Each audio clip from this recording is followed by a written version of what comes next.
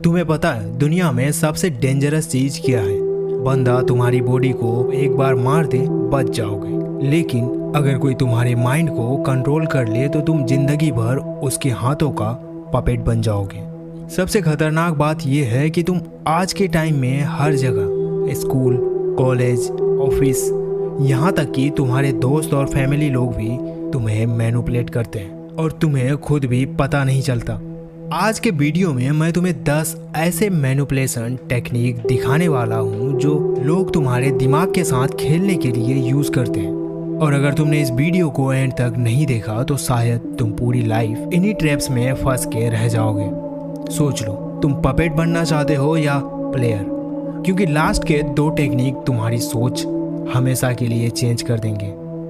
Number 1, gas lighting. सबसे पहले आता है गैस लाइटिंग।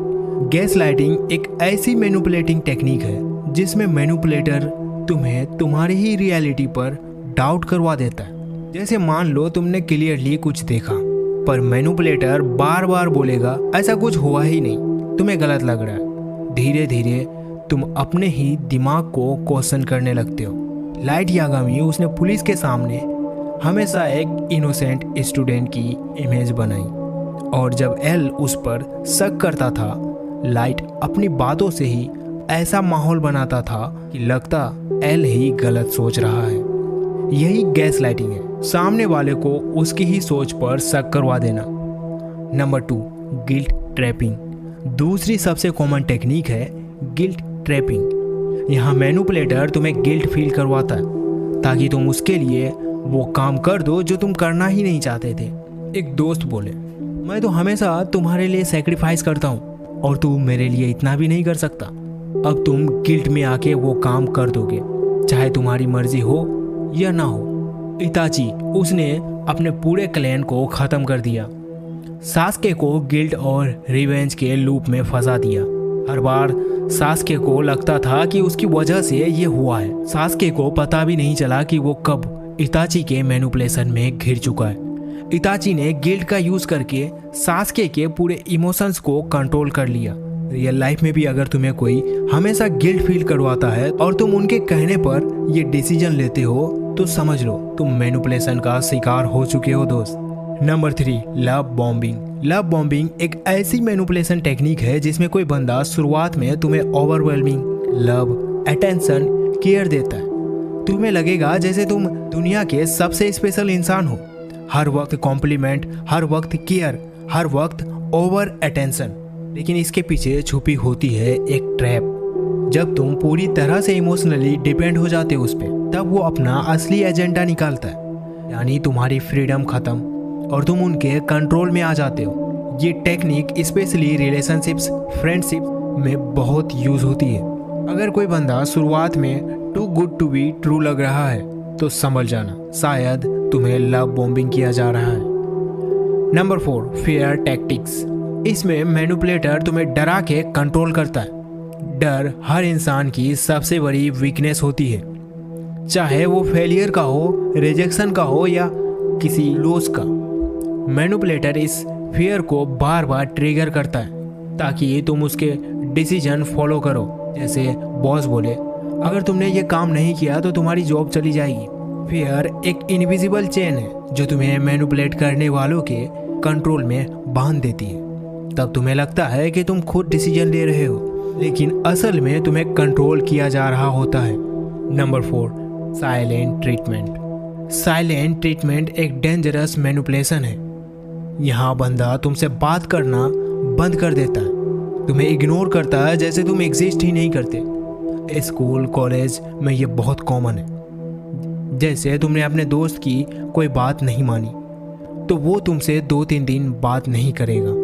तुम अंदर से गिल्ट फील करने लगोगे, तुम्हारा फोकस डिस्टर्ब होगा। आखिर में तुम जाके उससे सॉरी बोल दोगे, इवन इफ गलती तुम्हारी ना हो। साइलेंट ट्रीटमेंट तुम्हारी अटेंशन और वैलिडेशन की नीड को वेपन बना देता है। Number 6, triangulation. ट्रायंगुलेशन एक कॉमन ट्रिक है। इसमें मैनिपुलेटर हमेशा किसी थर्ड पर्सन का नाम लेकर तुम्हें कंपेयर करता है। जैसे टीचर बोलते हैं, देखो शर्मा जी का बेटा 95% लाता है और तुम 75 पे अटके हो। या दोस्त बोले, अरे यार उस ग्रुप के साथ रहोगे तो तुम्हें ज़्यादा कूल समझा जाएगा। कॉलेज में भी ऐसा होता है, एक बंदा हर बार किसी और के अगेंस्ट खड़ा करेगा ताकि तुम उसके कंट्रोल में रहो। ट्रायंगुलेशन का मेन मकसद होता है तुम्हें इनसिक्योर फील करवाना और तुम्हें हमेशा अपने आप को प्रूव करने पर मजबूर कर देना।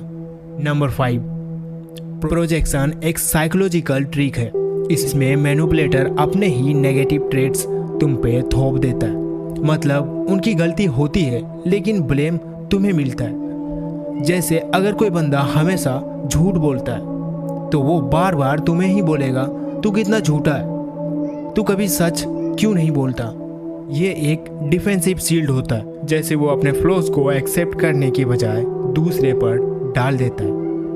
और सबसे डेंजरस बात यह है कि अगर तुम वीक हो और तुम्हें लगने लगता है कि हाँ शायद मैं सच में गलत हूँ। Number 8, playing the victim. यह मैनिपुलेटर हमेशा अपने आप को बेचारा दिखाता है। वो अपनी लाइफ के प्रॉब्लम्स, दुख, स्ट्रगल इतने एग्जेग्रेट करके दिखाता है कि तुम ऑटोमेटिकली सिंपैथी फील करने लगते हो। जब तुम सिंपैथी में आ जाते हो तब वो तुमसे अपना काम निकलवाता है। तुम्हें लगता है कि तुम हेल्प कर रहे हो लेकिन असल में तुम यूज हो रहे हो। हम सबको लगता है कि अगर कोई दुख में है तो हमें मदद करनी चाहिए। मैनिपुलेटर इसी वीकनेस का फायदा उठाता है और तुम्हें अपने इमोशनल गेम का पार्ट बना लेता है। इससे वो अपने काम निकलवाता है। नंबर 9, स्कैरसिटी प्रिंसिपल एक साइकोलॉजिकल हैक है। जब किसी चीज को रेयर या लिमिटेड दिखाया जाता है तो हम उसे वैल्यूएबल मान लेते हैं। यह इंसान का नेचर है। जो चीज बहुत ही मुश्किल से मिलती है उसकी वैल्यू बहुत ही ज़्यादा लगने लगती है। मार्केटर्स इसका यूज डेली करते हैं। लिमिटेड ऑफर सिर्फ 24 घंटों के लिए और तुम बिना सोच समझ के खरीद लेते हो। रियल लाइफ में भी कोई दोस्त या बंदा बोलेगा मेरे पास टाइम बहुत लिमिटेड है, अभी डिसीजन लेना है तो लो, नहीं तो फिर बाद में मुझे मत बोलना। और इसी तरह का प्रेशर देके वो तुमसे अपना काम निकलवाता है और तुम प्रेशर में आकर हाँ कर देते हो। स्कैरसिटी एक इल्यूजन क्रिएट करता है कि अगर अभी लॉस कर दिया तो लाइफ भर रिग्रेट करना पड़ेगा और इसी इल्यूजन से तुम्हें मैनिपुलेट किया जाता है। स्कैरसिटी एक इल्यूजन क्रिएट करता है, अगर अभी लॉस कर दिया तो पूरी लाइफ रिग्रेट करनी पड़ेगी। Number 10, flattery trap. ये सबसे सिंपल लगता है पर बहुत पावरफुल है। मैनिपुलेटर तुम्हारी तारीफ करेगा, तुम्हें प्रिसाइज करेगा, तुम्हें फील करवाएगा कि तुम यूनिक हो, स्पेशल हो। और इंसान की सबसे बड़ी वीकनेस है अपने बारे में अच्छा सुनना। जब तुम खुश हो जाते हो उनके कॉम्प्लीमेंट से और वहीं पे तुमसे अपना काम निकलवाता है। समझो एक सीनियर बोले तू क्लास का सबसे इंटेलिजेंट है, बस तू मेरी ही हेल्प कर सकता है असाइनमेंट में। कॉम्प्लीमेंट सुनकर तुम्हें लगेगा वाह, बिना रियलाइज किए तुम अपनी एनर्जी उसके काम में लगा दोगे। फ्लैटरी एक स्वीट पॉइजन है। शुरू में अच्छा लगता है, असली मकसद हमेशा तुम्हें कंट्रोल करना ही होता है।